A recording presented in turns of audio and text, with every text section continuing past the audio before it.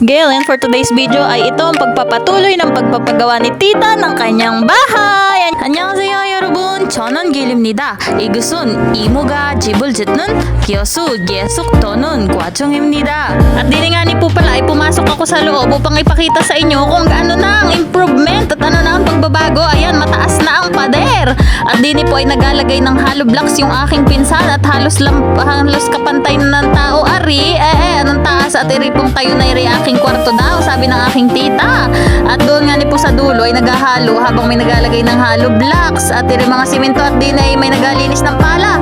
At din po ay nagalagay ang aking pinsan, hala tuwira yan. At yan ay asat sintadet, din may nagabuhos. At yun ay aking pamangkin ay pogi. At din may nagapalangan tahakutin at pambuhos. At ayan, abuhos yan sa pader. Ay pader baga yun, ay pundasyon. Haligi baga. At din nga ni po ay hala, nagatulong sila o wala. Ay digat masaya, yun lamang po't maraming salamat.